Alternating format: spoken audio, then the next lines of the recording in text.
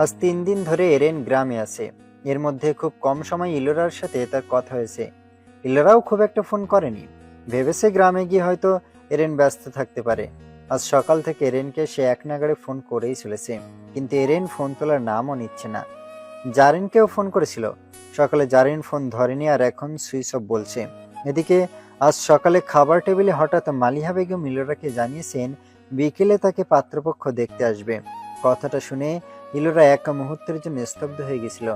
গলায় খাবার আটকে গিয়েছিল এক প্রকার। ডালিয়াও থমকে গিয়েছিল, কিন্তু কেউই মুখ ফুটে কিছু বলতে পারেনি। বলা নেই কওয়া নেই, হঠাৎ করে এভাবে পাত্রপক্ষ আসার কথা বলার মানে বুঝতে পারল না তারা। পরে শুনল সাজিদ হোসেন হঠাৎ করে এই সিদ্ধান্ত নিয়েছেন। তারপর থেকে ইলোরা বারবার এরেনকে ফোন করে চলেছে। এখন এরেনের সাথে কথা বলাটা সবচেয়ে গুরুত্বপূর্ণ, কিন্তু দরকারের সময়ই সে ফোন তুলছে না। বিকেলের আগে যখন এরেন ফোন তুলল না, তখন ইলোরা কেঁদেই ফেলল। ডালিয়া মুখ কালো করে ইলোরাকে ইনিয়ে বিনিয়ে বোঝানোর চেষ্টা করছে, অথচ তার নিজেরও কম চিন্তা হচ্ছে না। মিথিলা বারবার জিজ্ঞেস করছে ইলোরা কেন কাঁদছে। ডালিয়া তাকে কোনো মতে বুঝিয়েছে ইলোরা নার্ভাস হয়ে পড়েছে। বিকাল 3টায় মালিহা বেগম অনন্যার হাতে একটা শাড়ি ধরিয়ে দিয়ে বললেন ইলোরাকে রেডি করতে। কিছুক্ষণের মধ্যেই পাত্রপক্ষ এসে পড়বে। অনন্যা শাড়ি নিয়ে ইলোরার রুমে ঢুকে দেখলো ইলোরা বিছানায় পা ভাঁজ করে হাঁটুতে মুখ গুজে বসে আছে। ডালিয়া গম্ভীর মুখে তার পাশে বসে আছে। অনন্যা ওদের দুজনকে নিরীক্ষণ করে বলল, চোরে ভাবে বসে আসিস কেন? ডালিয়া উঠে দাঁড়িয়ে বলল, এমনি, আসলে ইলোর মন খারাপ। পাত্রপক্ষের যদি পছন্দ হয়ে যায় তাহলে তো বিয়ে হয়ে যাবে, তাই আর কি। অনন্যা হেসে বলল, এখনই এত মন খারাপ করলে চলবে? বিয়ে ঠিক হয়ে গেলে তখন কি করবে তাহলে? এই ইলো, এদিকে তাকা। ইলোরা মুখ তুলল না। ডালিয়া বলল, থাক আপ্পি, ওকে ডাকিস না। তুই শাড়ি হাতে নিয়ে ঘুরছিস কেন? এটা ফুফি দিল ইলোকে পড়ানোর জন্য। মেহমান চলে আসবে কিছুক্ষণের মধ্যে, ওকে রেডি করাতে বলছে। আমাকে দে, আমি রেডি করাচ্ছি। তুই একা পারবি? পারবো। হেল্পের দরকার হলে মিথিকে ডেকে নেব। তুই তোর কাজ কর। অনন্যা হাতের শাড়িটা ডালিয়ার দিকে এগিয়ে ধরে বলল। আচ্ছা নে, তাড়াতাড়ি করিস। ডালিয়া ঘাড় কাত করে শাড়িটা হাতে নিল। অনন্যা নিজের কাজে চলে গেল। ডালিয়া শাড়িটা বিছানায় রেখে দরজা বন্ধ করে এলো। ইলোরার পাশে বসে তার কাঁধে হাত রেখে ডাকলো, কিন্তু ইলোরা মুখ তুলে তাকালো না। কয়েকবার ডাকার পরেও যখন ইলোরা সেভাবেই বসে রইল, তখন ডালিয়া জোর করে ইলোরার মুখ তুলল। মেয়েটার মুখের দিকে তাকিয়ে তার নিজেরই কান্না পেয়ে গেল। এক নাগাড়ে কান্না করার ফলে চোখ মুখ ফুলে লাল হয়ে গেছে। ডালিয়া নরম কণ্ঠে বলল, ইলো, প্লিজ নিজেকে সামলা। একটুতেই এভাবে ভেঙে পড়ছিস কেন? ইলোরা ডালিয়াকে জড়িয়ে ধরে ফুপিয়ে কেঁদে উঠল। ধরা গলায় বলল, আমি তো অলরেডি ম্যারিড, তাহলে কেন অন্য লোকের সামনে গিয়ে সংসেজে বসে থাকবো? ডালিয়া ছোট একটা দীর্ঘশ্বাস ফেলে বলল, তুই ম্যারিড তা তো আর সবাই জানে না। জানলে কি তাদের আসতে বলতো? তাছাড়া দেখতেই তো আসছে, বিয়ে তো আর হয়ে যাচ্ছে না। এমনও তো হতে পারে যে বিয়েটা হবে না। যদি ঠিক হয়ে যায়? ডালিয়া কোনো জবাব দিল না। কি জবাব দিবে? তার মনেও এই আশঙ্কা রয়েছে। ইলোরা কাঁদতে কাঁদতে বলল, ও ফোন কেন তুলছে না ডালিয়া? কখনো তো এমন করে না। হয়তো কোনো সমস্যা হয়েছে, নইলে কি ভাইয়া ইচ্ছে করে তোর ফোন না ধরে বসে থাকে? এমন একটা দিনেই ওর সমস্যায় পড়তে হলো। ওর সাথে কথা না বললে আমি কিছু করতে পারবো না। আল্লাহ কোন বিপদে ফেললো আমায়। ডালিয়া ইলোরাকে সোজা করে বসিয়ে চোখ মুছে দিয়ে বলল, ধৈর্য ধর, কিচ্ছু হবে না, দেখিস। রাতের মধ্যেই হয়তো ভাইয়া ফোন করবে। তার আগেই যদি বিয়ে ঠিক হয়ে যায়? দেখলেই কি সাথে সাথে বিয়ে ঠিক হয়ে যায়? দেখে শুনে খোঁজ খবর নিয়ে ভেবে চিনতে তারপর ঠিক করে। ভাবিস না, তার আগেই ভাইয়ার সাথে কথা বলতে পারবি। আমার খুব ভয় করছে ডালিয়া, মনে হচ্ছে খারাপ কিছু হবে। এক লাইন বেশি ভাবছিস। এখন আয় তো, তোকে শাড়ি পরিয়ে দিই। ইলোরা মাথা দুলিয়ে বলল, অসম্ভব, আমি পারবো না বিয়ের জন্য সেজে গুজে কারোর সামনে যেতে।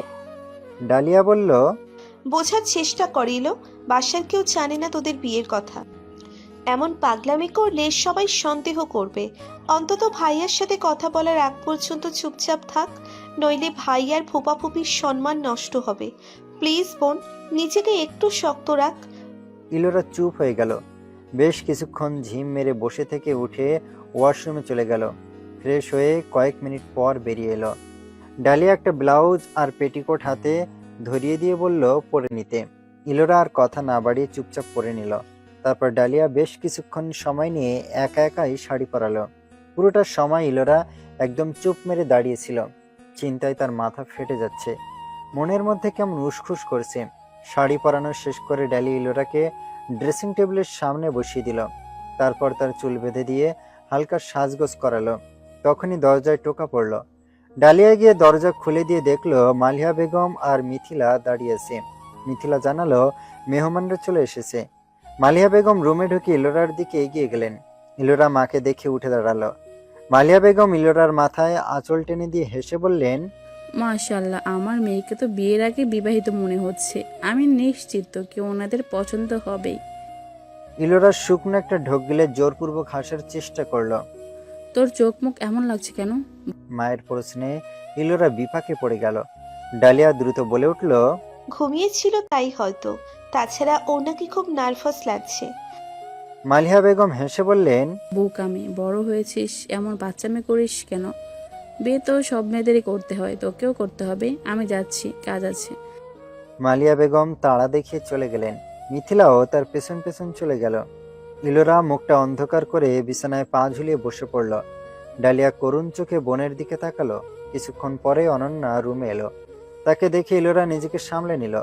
অনন্যা ইলোরার হাত ধরে দাঁড় করিয়ে বলল, চল, সবাই ডাকছে, আর শুন, ওখানে গিয়ে আগে সবাইকে সালাম দেবে। ইলোরার বুকটা ধক করে উঠল। সে অসহায় দৃষ্টিতে ডালিয়ার দিকে তাকালো। ডালিয়া চোখ দিয়ে ইশারা করে তাকে শান্ত থাকতে বলল।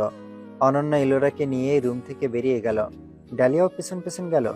অনন্যা ইলোরাকে নিয়ে বসার ঘরে ঢুকলো। ডালিয়া মিথিলার সাথে পর্দার আড়ালে দাঁড়িয়ে রইল। ইলোরা অনন্যার কথা মতো সবার সামনে গিয়ে মৃদুস্বরে সালাম দিল। তার বাবার বয়সে একজন লোক সালামের জবাব দিয়ে বললেন, বসো মা। অনন্যা ইলোরাকে একটা সিঙ্গেল সোফায় বসিয়ে দিয়ে তার পাশেই দাঁড়িয়ে রইল। ইলোরার বুকের মধ্যে ঢিপ ঢিপ করছে। আবার এরেনের জন্য প্রচুর চিন্তাও হচ্ছে। দুদিকের চিন্তায় মেয়েটার মনের মধ্যে কি চলছে তা সে নিজেই জানে। ইলোরা আর চোখে একবার চারিদিকে চোখ বোলালো। এক পাশের সোফায় তার বাবা মায়ের বয়সী দুজন মহিলা পুরুষ বসেছে, সম্ভবত পাত্রের বাবা মা। তাদের মাঝখানে বসা প্রায় 5 বছর বয়সী একটা পিচ্চি মেয়ে। ছেলের বাবার পাশে ইলোরার বাবাও বসে আছেন। আরেক পাশের সোফায় অনন্যার বয়সী একটা মেয়ে। অনুমান করলে হয়তো ছেলের বোন বা কোনো আত্মীয় হতে পারে। তার পাশে বেশ হ্যান্ডসাম একটা ছেলে। দেখেই বোঝা যাচ্ছে ইনি সব চিন্তার মূল, মানে পাত্র। আর পাশে বসা আরেকজন মধ্যবয়স্ক লোক। ইলোরার দিকে কিছু দূরে সাকিব আর মালিহা বেগম দাঁড়িয়ে আছেন। পাত্রের মা, বোন আর আরেকজন যে ভদ্রলোক এসেছেন উনি কয়েকটা প্রশ্ন করলেন। ইলোরা অনিচ্ছা সত্ত্বেও নিচু স্বরে জবাব দিল। ব্যাপারটা তার খুব বিরক্ত লাগলো। অনন্যা হঠাৎ পাত্রকে উদ্দেশ্য করে বলে উঠল, ভাইয়া, আপনার কোনো প্রশ্ন থাকলে করতে পারেন। ছেলেটা মুচকি হেসে বলল, আমার কোনো প্রশ্ন নেই। বড়রা নিজেদের মধ্যে কয়েকটা কথাও বললেন। তাতেই বোঝা গেল সাজিদ হোসেনের সাথে পাত্রের বাবার অনেক আগের বন্ধুত্ব আছে। পাত্রের মা সাজিদ হোসেনকে বললেন, মেয়ে কিন্তু আমাদের খুব পছন্দ হয়েছে ভাইজান। আমরা বেশি সময় নিতে চাই না, তাই সোজা সাপটা বলে দিলাম। যেহেতু আপনার সাথে আগের চেনা জানা আছে, তাই আর খোঁজ খবর নিয়ে সময় নষ্ট করার ঝামেলাও নেই। কি বলেন? ইলোরা চমকে উঠল। তার বুঝতে বাকি রইল না সে যার জন্য ভয় পাচ্ছিল তাই হতে চলেছে। তার ধারণা সত্যি করে দিয়ে পাত্রের বাবা বলে উঠলেন, আমরা আজই পাকা কথা বলতে চাই। তোমাদের আপত্তি আছে সাজিদ? সাজিদ হোসেন বললেন, না না না, আপত্তি থাকবে কেন? আমরা একমত। ইলোরার এবার দম বন্ধ হয়ে এলো। মাথাটা ঘুরে উঠল।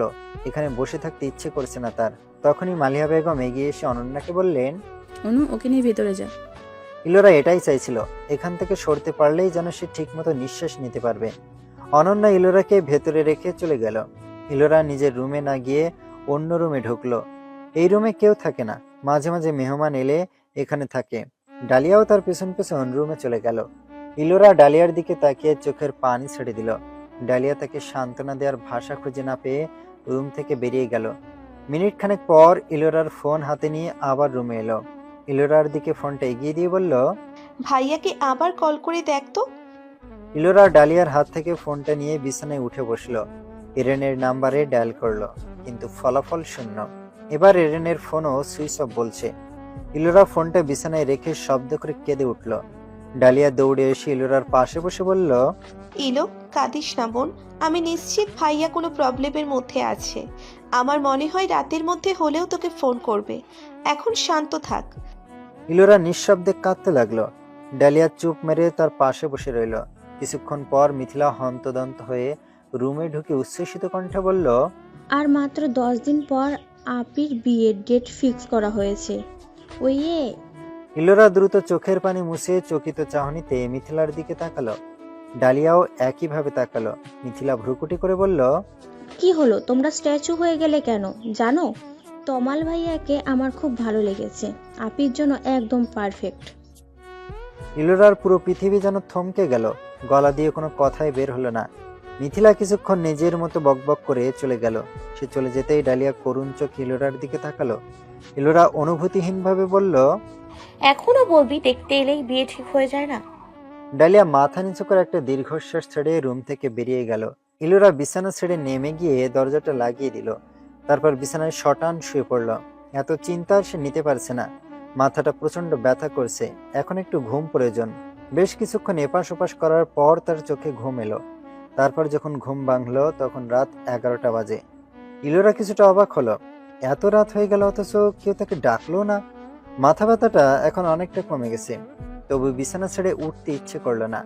পরনের শাড়ির দিকে তাকিয়ে দেখলো শাড়ি এলোমেলো হয়ে গেছে। এখন এটা পাল্টাতে হলে রুমে যেতে হবে।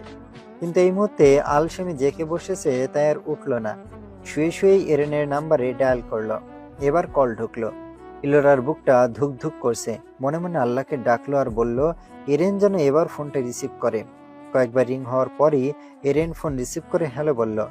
ইলোরার সারাদিনের প্রাণহীন হৃদয়টা যেন এবার প্রাণ ফিরে পেল। সে কাঁপা কাঁপা গলায় বলল, তুমি সকাল থেকে ফোন রিসিভ করলে না কেন? ওপাশ থেকে রেনের ঘুম ঘুম কণ্ঠ ভেসে এলো। আমি খুব ক্লান্ত ইলোনি, কাল সকালে ফোন করব। ঘুমিয়ে পড়ো, গুড নাইট। ওপাশ থেকে রেন ফোন কেটে দিল। ইলোরা স্তব্ধ হয়ে গেল। সারাটা দিন ধরে সে কেঁদে কেঁদে মরছে, আর উনি কিনা এখন গুড নাইট বলে শান্তির ঘুম দেবে? রাগে দুঃখে ইলোরা ফোনটাকে মেঝেতে ছুঁড়ে মারল। মেঝেতে পড়েই ফোনটা শব্দ করে এদিক ওদিক ছড়িয়ে পড়ল। সেদিকে আর ভ্রুক্ষেপ নেই। সে আপাতত বালিশে মুখ গুজে নিঃশব্দে কাঁদতে ব্যস্ত। গভীর রাতে মুখে কারো গরম নিঃশ্বাস অনুভব করায় ইলোরার ঘুম ছুটে গেল। চোখ মুখ কুঁচকে সে পিটপিট করে চোখ খুলল। পাশে বসে এরেনকে তার দিকে ঝুঁকে থাকতে দেখে সে চমকে উঠল। লাফ দিয়ে উঠে বসে হাত দিয়ে চোখ কষলে আবার তাকালো। যখন বুঝলো এটা বাস্তব তখন কাঁপা কাঁপা ভীতু কণ্ঠে বলল, তুমি? এরেন সোজা হয়ে বসে বলল, হ্যাঁ, মাত্র এসেছি। তোমাকে জাগানোর আগে তো উঠে পড়লে, ভয় পেলে নাকি? ইলোরা এরেনের প্রশ্নের পিঠে প্রশ্ন করল। তুমি রুমে কিভাবে এলে? এরেন কিছুটা এগিয়ে এসে ইলোরার হাত ধরে বলল, সেসব পরে বলছি, আগে। ইরেনের কথা শেষ না হতে ইলোরা হঠাৎ এরেনের মুঠো থেকে নিজের হাত ছাড়িয়ে ছিটকে সরে বসল। তার এহেন কাজে এরেন অবাক দৃষ্টিতে তাকিয়ে বলল, কি হলো? যাও এখান থেকে। কথাটা বলার সময় ইলোরার গলাটা হালকা কেঁপে উঠল। এরেন মিনিট খানেক ইলোরার মুখের দিকে অবাক দৃষ্টিতে তাকিয়ে রইল। মেয়েটা কখনো তার সাথে এমন ব্যবহার করেনি। এরেন অসহায় দৃষ্টিতে প্রেয়সীর চোখের কোণের চিকচিকে পানি দেখল। তারপর ছোট একটা দীর্ঘশ্বাস ফেলে শান্ত স্বরে বলল, আই এম সরি ইলোনি, আজ ভোরবেলা মামার অবস্থা অনেক বেশি খারাপ হয়ে পড়েছিল। তাকে নিয়ে সারাদিন হসপিটালে ছিলাম।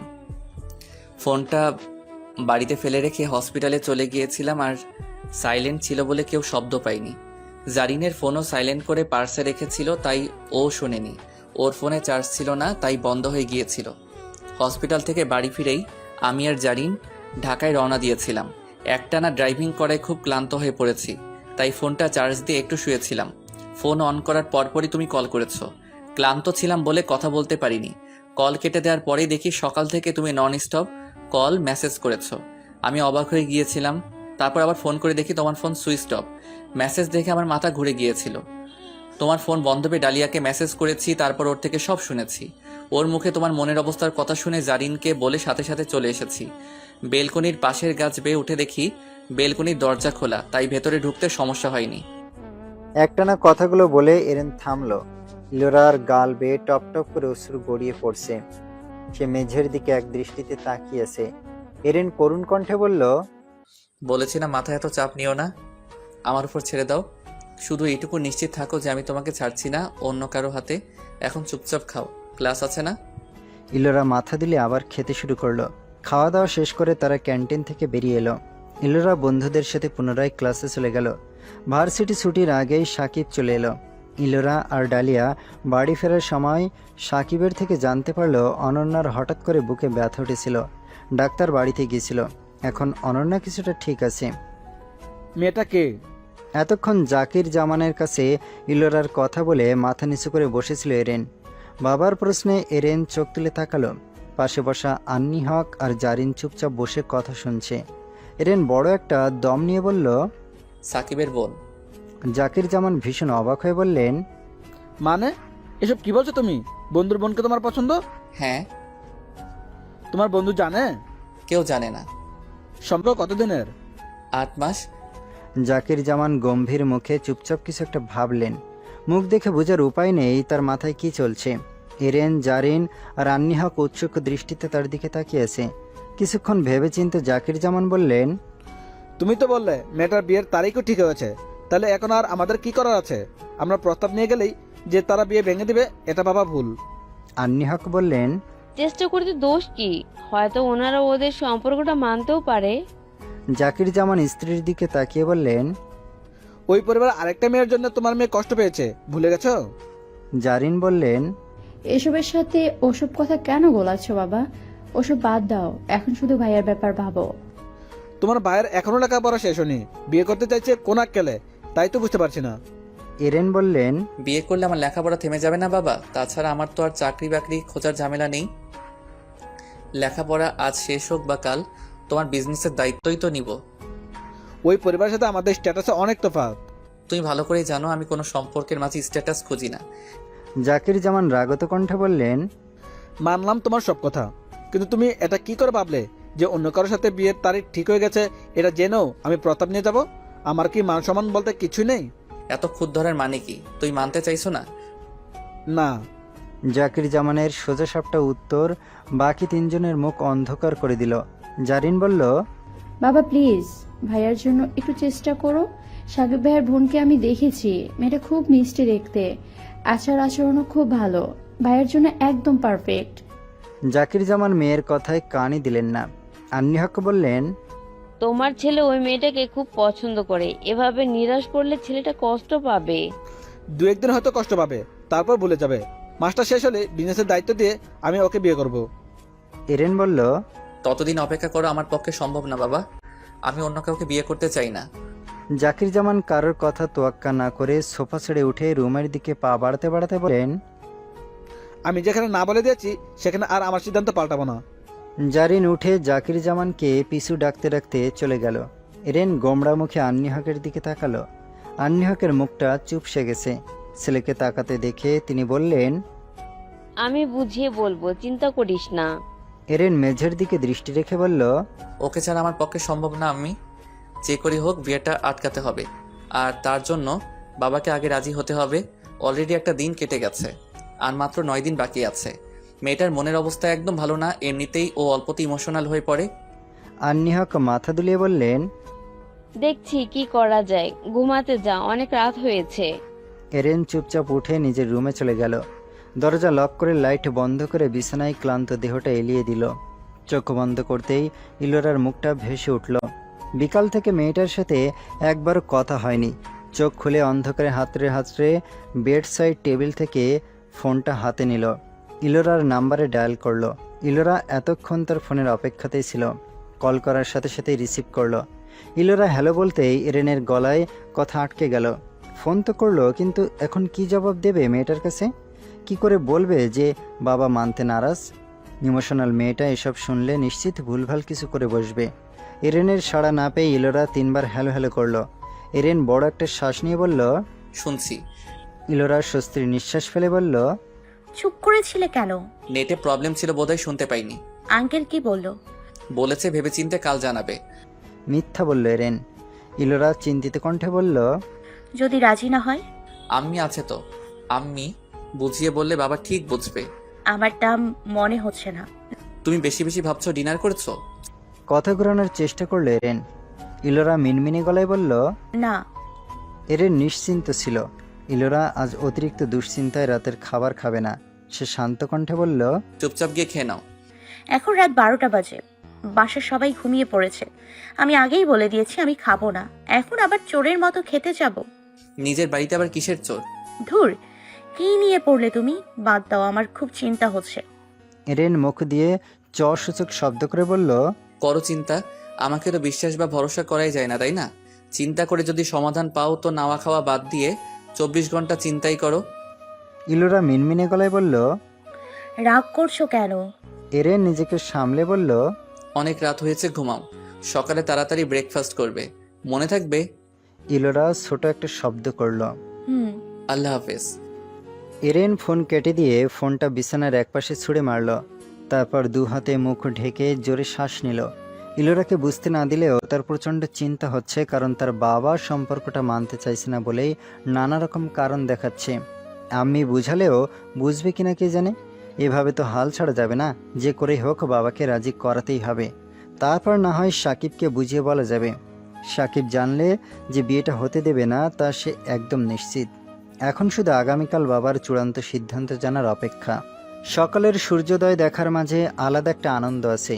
পূর্বাকাশে একটু একটু করে লালচে আভা ছড়িয়ে পড়ে সূর্যের আগমন ঘটে। তারপর পুরো পৃথিবী ঝকমকে রোদে ভরে যায়।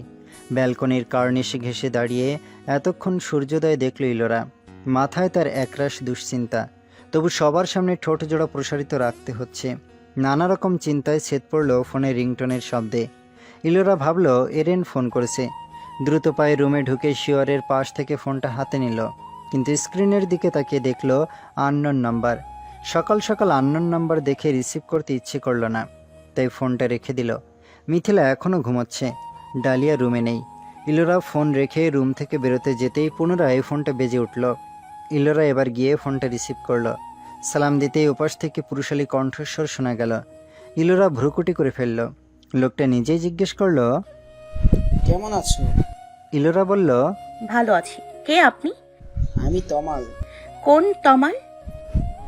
চেননি? সরি, আপনি বোধহয় ভুল নাম্বারে কল করেছেন। আমি আপনাকে চিনি না। রিয়েলি? ইলোরা কিছুটা অবাক হয়ে বলল, আশ্চর্য, একজন অচেনা মানুষকে আমি মিথ্যে বলবো কোন দুঃখে? ওপাশ থেকে লোকটার দৃঢ় কণ্ঠ, আচ্ছা মানলাম, কিন্তু তুমি আমাকে চেনো?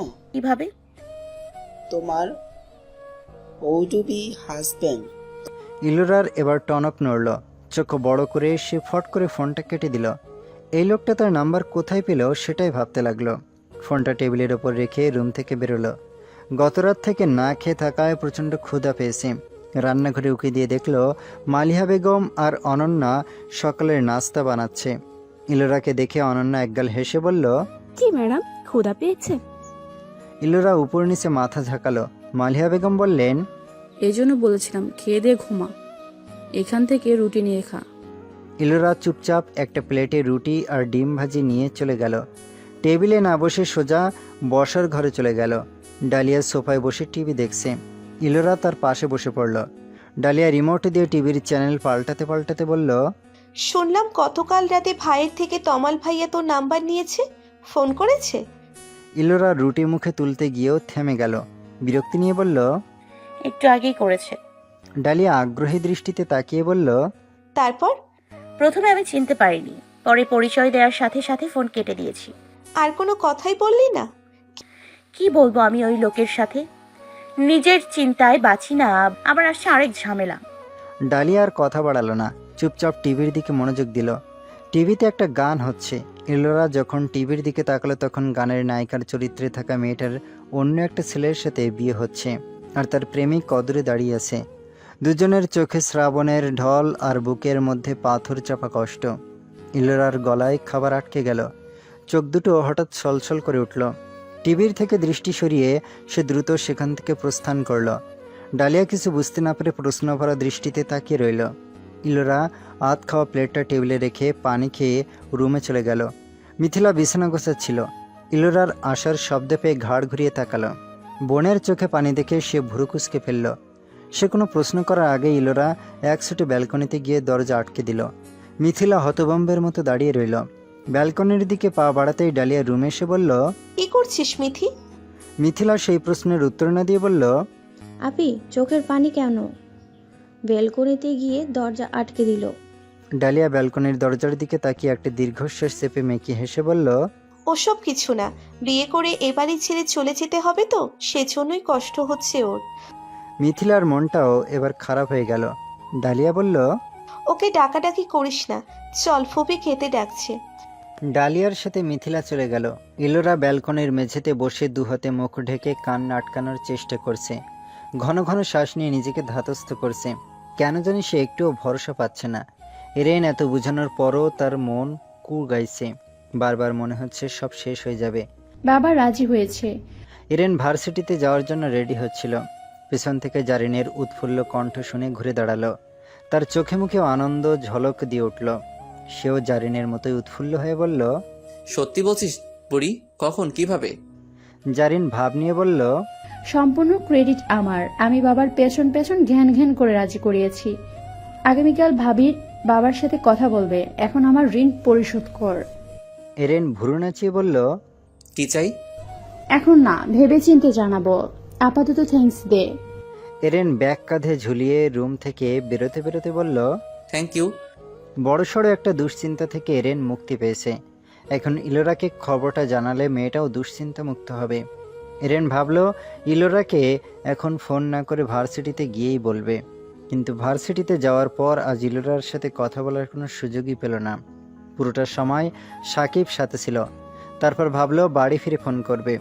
বাড়ি ফেরার পর দুপুরে খাবার টেবিলে জাকির জামান আর আন্নি হকের সাথে কিছুক্ষণ কথাও হলো।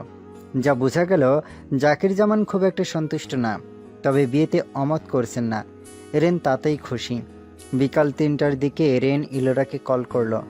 কয়েকবার রিং হওয়ার পর ইলোরা ফোন রিসিভ করে হ্যালো বলল।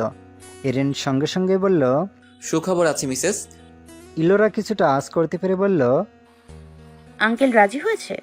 কাল তোমার বাবার সাথে কথা বলবে। দুদিনের দুশ্চিন্তা থেকে মুক্তি পেয়ে ইলোরা আনন্দিত কণ্ঠে বলল, কিভাবে রাজি হলো? জারিন রাজি করিয়েছে। দয়া করে এখন আর নাওয়া খাওয়া বন্ধ করে বসে থাকবেন না। ইলোরা আবার চিন্তিত কণ্ঠে বলল, আঙ্কেল তো রাজি হলো, কিন্তু আব্বু আর ভাই যদি বিয়ে ভাঙতে না চায়? এ ব্যাপারে এরেনেরও যথেষ্ট সন্দেহ আছে। তবু সে বলল, তারা তোমাকে যথেষ্ট ভালোবাসে। তুমি অন্য কাউকে ভালোবাসা শুনলে হয়তো জোর করে বিয়ে দিবে না। বিশেষ করে সাকিব এতটা নির্দয় হতে পারবে না। আমি এটা বুঝতে পারছি না, তোমার মতামত জানার কোনো প্রয়োজন বোধ করলো না কেন তারা? আমি তো তাদের কোনো সিদ্ধান্তে অমত করি না, সেজন্যই ভেবেছে এ ব্যাপারেও করব না। তাছাড়া তারা তো আমার ভালোই চায়। দেখা যাক কি হয়। ইলোরা কিছু একটা ভেবে মুখ ফুলিয়ে বলল, তুমি আজ সারাদিন পর মাত্র ফোন করলে। সকালে ভেবেছিলাম ভার্সিটিতে গিয়ে তোমাকে খবরটা জানাবো, কিন্তু সেই সুযোগটাই তো পাইনি। মেসেজ করলেই হতো। মেসেজ করলে তোমার এই আনন্দিত কণ্ঠটা শুনতে পেতাম। ইলোরা মুখ ভার করে বলল, আজ ওই লোকটা ফোন করেছিল। এরেন প্রশ্ন করল, কোন লোক? যার সাথে বিয়ে ঠিক হয়েছে। স্বাভাবিক, লোকটা তো আর দোষ নেই, সে তো হবু বউ ভেবেই কথা বলতে চেয়েছে। কি কথা হলো? ইলোরা বিরক্তি নিয়ে বলল, আমি কোনো কথা বলার সুযোগ দেইনি, পরিচয় জেনেই ফোন কেটে দিয়েছি। তুমি আগে আবার কল করেছিলে, আমি ধরিনি। এরেন ছোট একটা দীর্ঘশ্বাস ছেড়ে বলল, ভালো করেছো। দুপুরে খাওয়া হয়েছে? তারপর যেটুকু কথা হলো পুরোটা সময় ইলোরা তাদের বিয়ে নিয়েই বলল। এরেন মুগ্ধ হয়ে শুনল। মেয়েটার দুশ্চিন্তা দূর করতে পেরে তার শান্তি লাগছে। মনে মনে আল্লাহর কাছে চাইল এই সুখটা যেন স্থায়ী হয়। পরদিন সকালে জাকির জামান স্ত্রী আর ছেলে নিয়ে ইলোরাদের বাসায় চলে গেল। দোতলায় ওঠার সময় জাকির জামান বললেন, এবারে ওনাদের নিজস্ব হলে নিচতলা থাকে না কেন? এরেন বলল, নিচতলা ভাড়া দিয়েছে। এইটুকু জায়গা নিয়ে বাড়ি করেছে, তা আবার ভাড়া দেওয়ার কি দরকার? এরেন বেশ বুঝতে পারল বাবা এখনও খুঁজছে। হয়তো ইলোরার বাবা রাজি না হলেই সে খুশি হবে। এরেন আর কোনো কথা না বলে চুপ থাকলো। এরেনের পরিবার হঠাৎ বাসায় আসায় ইলোরার পুরো পরিবার একটু বেশি অবাক হয়েছে।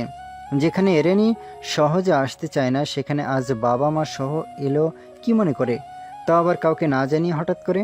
কেবলমাত্র ইলোরা আর ডালিয়া অবাক হলো না, সাকিব এরেনের পাশে বসে বারবার খোঁচাচ্ছে আর জিজ্ঞেস করছে তারা কি ব্যাপারে এসেছে। এরেন শুধু বলেছে, বাবাই বলবে, অপেক্ষা করো। অনন্যা মেহমানদের জন্য নাস্তা বানিয়ে নিয়ে এলো।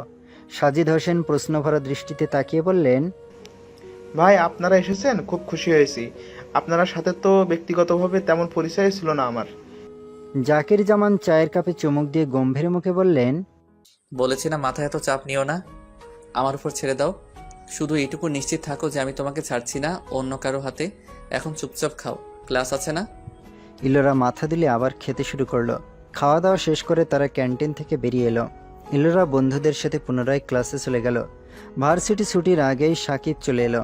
ইলোরা আর ডালিয়া বাড়ি ফেরার সময় সাকিবের থেকে জানতে পারলো অনন্যার হঠাৎ করে বুকে ব্যথা উঠেছিল। ডাক্তার বাড়িতে গিয়েছিল, এখন অনন্যা কিছুটা ঠিক আছে। মেয়েটা কে? এতক্ষণ জাকির জামানের কাছে ইলোরার কথা বলে মাথা নিচু করে বসেছিল এরেন। বাবার প্রশ্নে এরেন চোখ তুলে তাকালো। পাশে বসা আন্নি হক আর জারিন চুপচাপ বসে কথা শুনছে। এরেন বড় একটা দম নিয়ে বলল, সাকিবের বোন। জাকির জামান ভীষণ অবাক হয়ে বললেন, মানে এসব কি বলছো তুমি? বন্ধুর বোনকে তোমার পছন্দ? হ্যাঁ। তোমার বন্ধু জানে? কেউ জানে না। সম্পর্ক কতদিনের? 8 মাস। জাকির জামান গম্ভীর মুখে চুপচাপ কিছু একটা ভাবলেন। মুখ দেখে বোঝার উপায় নেই তার মাথায় কি চলছে। এরেন, জারিন আর আন্নি হক উৎসুক দৃষ্টিতে তার দিকে তাকিয়েছে। কিছুক্ষণ ভেবেচিন্তে জাকির জামান বললেন, তুমি তো বললে মেয়েটার বিয়ের তারিখও ঠিক হয়েছে, তাহলে এখন আর আমাদের কি করার আছে? আমরা প্রস্তাব নিয়ে গেলেই যে তারা বিয়ে ভেঙে দিবে, এটা ভাবা ভুল। আন্নি হক বললেন, চেষ্টা করতে দোষ কি? হয়তো ওনারা ওদের সম্পর্কটা মানতেও পারে। জাকির জামান স্ত্রীর দিকে তাকিয়ে বললেন, ওই পরিবার আরেকটা মেয়ের জন্য তোমার মেয়ে কষ্ট পেয়েছে, ভুলে গেছো? জারিন বললেন, এসবের সাথে ওসব কথা কেন গোলাচ্ছ বাবা? ওসব বাদ দাও, এখন শুধু ভাইয়ার ব্যাপার ভাবো। তোমার ভাইয়ের এখনো লেখাপড়া শেষ হয়নি, বিয়ে করতে চাইছে কোন আক্কেলে, তাই তো বুঝতে পারছি না। এরেন বললেন, বিয়ে করলে আমার লেখাপড়া থেমে যাবে না বাবা? তাছাড়া আমার তো আর চাকরি বাকরি খোঁজার ঝামেলা নেই। লেখাপড়া আজ শেষ হোক বা কাল, তোমার বিজনেসের দায়িত্বই তো নিব। ওই পরিবারের সাথে আমাদের স্ট্যাটাসে অনেক তফাৎ। তুমি ভালো করেই জানো আমি কোনো সম্পর্কের মাঝে স্ট্যাটাস খুঁজি না। জাকির জামান রাগত কণ্ঠে বললেন, মানলাম তোমার সব কথা, কিন্তু তুমি এটা কি করে ভাবলে যে অন্য কারোর সাথে বিয়ের তারিখ ঠিক হয়ে গেছে এটা জেনেও আমি প্রস্তাব নিয়ে যাব? আমার কি মান সম্মান বলতে কিছু নেই? এত খুদ ধরার মানে কি? তুই মানতে চাইছো না? না। জাকির জামানের সোজাসাপটা উত্তর বাকি তিনজনের মুখ অন্ধকার করে দিল। জারিন বলল, বাবা প্লিজ, ভাইয়ার জন্য একটু চেষ্টা করো। সাকিব ভাইয়ের বোনকে আমি দেখেছি, মেয়েটা খুব মিষ্টি দেখতে, আচার আচরণও খুব ভালো, ভাইয়ের জন্য একদম পারফেক্ট। জাকির জামান মেয়ের কথায় কানই দিলেন না। আন্নি হক বললেন, তোমার ছেলে ওই মেয়েটাকে খুব পছন্দ করে, এভাবে নিরাশ করলে ছেলেটা কষ্ট পাবে। 2-1 দিন হয়তো কষ্ট পাবে, তারপর ভুলে যাবে। মাস্টার শেষ হলে বিজনেসের দায়িত্ব দিয়ে আমি ওকে বিয়ে করব। এরেন বলল, ততদিন অপেক্ষা করো আমার পক্ষে সম্ভব না বাবা, আমি অন্য কাউকে বিয়ে করতে চাই না। জাকির জামান কারোর কথা তোয়াক্কা না করে সোফা ছেড়ে উঠে রুমের দিকে পা বাড়াতে বাড়াতে বলেন, আমি যেখানে না বলে দিয়েছি সেখানে আর আমার সিদ্ধান্ত পাল্টাবো না। জারিন উঠে জাকির জামানকে পিছু ডাকতে ডাকতে চলে গেল। এরেন গোমড়া মুখে আন্নি হকের দিকে তাকালো। আন্নি হকের মুখটা চুপসে গেছে। ছেলেকে তাকাতে দেখে তিনি বললেন, আমি বুঝিয়ে বলবো, চিন্তা করিস না। এরেন মেঝের দিকে দৃষ্টি রেখে বলল, ওকে ছাড়া আমার পক্ষে সম্ভব না। আমি যে করি হোক বিয়েটা আটকাতে হবে, আর তার জন্য বাবাকে আগে রাজি হতে হবে। অলরেডি একটা দিন কেটে গেছে, আর মাত্র 9 দিন বাকি আছে। মেয়েটার মনের অবস্থা একদম ভালো না, এমনিতেই ও অল্পতে ইমোশনাল হয়ে পড়ে। আন্নি হক মাথা দুলিয়ে বললেন, দেখছি কি করা যায়, ঘুমাতে যা, অনেক রাত হয়েছে। এরেন চুপচাপ উঠে নিজের রুমে চলে গেল। দরজা লক করে লাইট বন্ধ করে বিছানায় ক্লান্ত দেহটা এলিয়ে দিল। চোখ বন্ধ করতেই ইলোরার মুখটা ভেসে উঠল। বিকাল থেকে মেয়েটার সাথে একবারও কথা হয়নি। চোখ খুলে অন্ধকারে হাতড়ে হাতড়ে বেড সাইড টেবিল থেকে ফোনটা হাতে নিল। ইলোরার নাম্বারে ডায়াল করলো। ইলোরা এতক্ষণ তার ফোনের অপেক্ষাতেই ছিল। কল করার সাথে সাথেই রিসিভ করলো। ইলোরা হ্যালো বলতেই এরেনের গলায় কথা আটকে গেল। ফোন তো করলো, কিন্তু এখন কি জবাব দেবে মেয়েটার কাছে? কি করে বলবে যে বাবা মানতে নারাজ? ইমোশনাল মেয়েটা এসব শুনলে নিশ্চিত ভুলভাল কিছু করে বসবে। এরেনের সাড়া না পেয়ে ইলোরা 3বার হ্যালো হ্যালো করলো। এরেন বড় একটা শ্বাস নিয়ে বলল, শুনছি। ইলোরা স্বস্তির নিঃশ্বাস ফেলে বলল, চুপ করেছিলে কেন? নেটে প্রবলেম ছিল বোধহয়, শুনতে পাইনি। আঙ্কেল কি বললো? বলেছে ভেবেচিন্তে কাল জানাবে। মিথ্যা বলল এরেন। ইলোরা চিন্তিত কণ্ঠে বলল, যদি রাজি না হয়? আম্মি আছে তো। আম্মি বুঝিয়ে বললে বাবা ঠিক বুঝবে। আমারটা মনে হচ্ছে না। তুমি বেশি বেশি ভাবছো ডিনার করেছো? কথা ঘোরানোর চেষ্টা করলো এরেন। ইলোরা মিনমিনে গলায় বলল, না। এরেন নিশ্চিন্ত ছিল। ইলোরা আজ অতিরিক্ত দুশ্চিন্তায় রাতের খাবার খাবে না। সে শান্ত কণ্ঠে বলল, চুপচাপ গিয়ে খেয়ে নাও। এখন রাত 12টা বাজে, বাসার সবাই ঘুমিয়ে পড়েছে। আমি আগেই বলে দিয়েছি আমি খাবো না, এখন আবার চোরের মতো খেতে যাব? নিজের বাড়িতে আবার কিসের চোর? ধুর, কি নিয়ে পড়লে তুমি? বাদ দাও, আমার খুব চিন্তা হচ্ছে। এরেন মুখ দিয়ে সূচক শব্দ করে বলল, করো চিন্তা, আমাকে তো বিশ্বাস বা ভরসা করাই যায় না, তাই না? চিন্তা করে যদি সমাধান পাও তো নাওয়া খাওয়া বাদ দিয়ে 24 ঘন্টা চিন্তাই করো। ইলোরা মিনমিনে গলায় বলল। রাগ করছো কেন? এরেন নিজেকে সামলে বলল, অনেক রাত হয়েছে, ঘুমাও। সকালে তাড়াতাড়ি ব্রেকফাস্ট করবে, মনে থাকবে।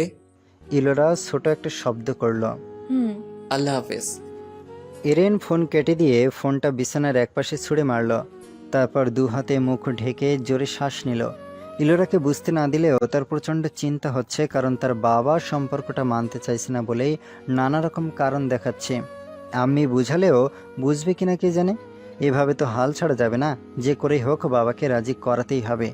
তারপর না হয় সাকিবকে বুঝিয়ে বলা যাবে। সাকিব জানলে যে বিয়েটা হতে দেবে না তা সে একদম নিশ্চিত।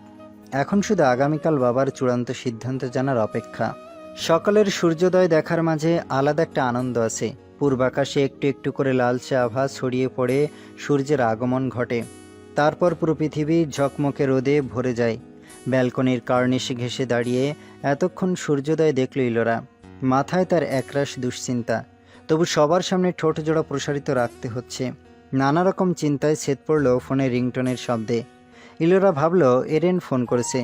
দ্রুত পায়ে রুমে ঢুকে শিওরের পাশ থেকে ফোনটা হাতে নিল, কিন্তু স্ক্রিনের দিকে তাকিয়ে দেখল আননোন নাম্বার। সকাল সকাল আননোন নাম্বার দেখে রিসিভ করতে ইচ্ছে করল না, তাই ফোনটা রেখে দিল।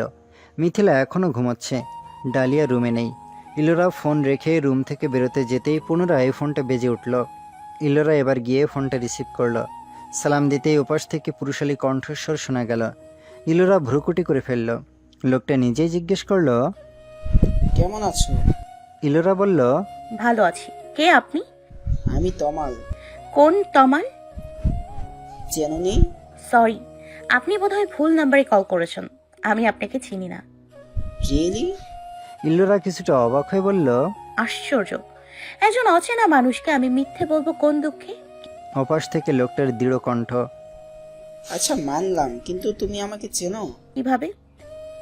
তোমার ওজুবি হাজবেন্ড। ইলোরার এবার টনক নড়ল। চোখ বড় করে সে ফট করে ফোনটা কেটে দিল। এই লোকটা তার নাম্বার কোথায় পেল সেটাই ভাবতে লাগলো। ফোনটা টেবিলের ওপর রেখে রুম থেকে বেরোলো।